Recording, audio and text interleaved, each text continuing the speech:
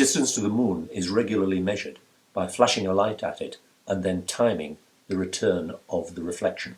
Not quite like this, but rather with a laser and a telescope.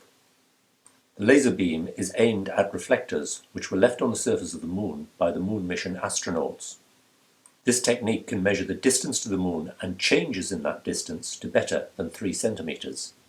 The total distance travelled by the laser is then calculated by multiplying the time that it takes from sending the laser to receiving the reflection by the speed of light.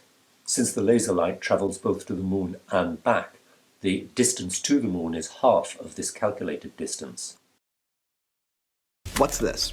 A reflector. In fact, it's called a retroreflector, made up of many tiny prisms just like this. And did you further know that the Apollo astronauts were nice enough when they visited the moon to leave several of these on the surface so that Earth-bound scientists could point lasers at it and gather information about the moon? This is actually not a bad imitation of exactly what's on the moon that we're shining the laser into.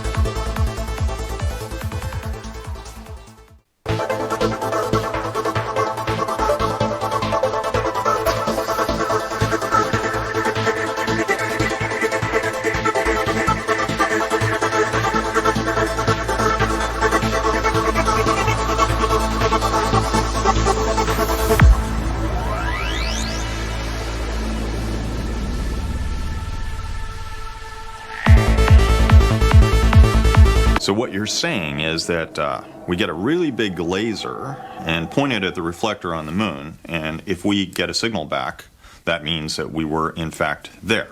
Precisely. So, if there was a retroreflector on the moon, and we knew its exact location, and we had a powerful enough laser, we could detect the reflection and prove there is man-made equipment on the moon. Here's the thing. This little laser pointer is about 10 milliwatts.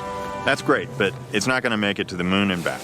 That thing, however, peaks at 1 gigawatt. That's 100 billion times more powerful than this is. That's what you got to have to make it to the moon and back.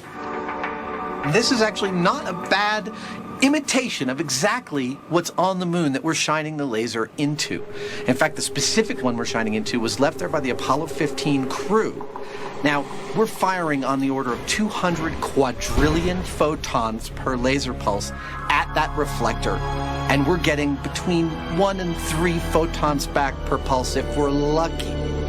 When we get that photon back, we'll see a spike like that on the screen.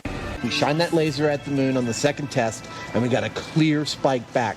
Photons came back to our receptor.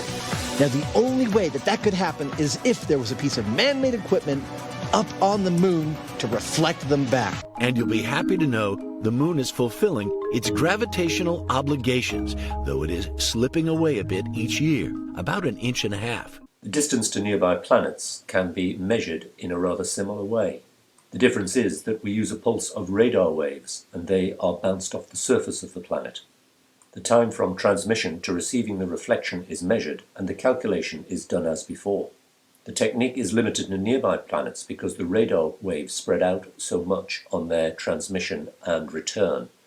The energy of the reflection is very small.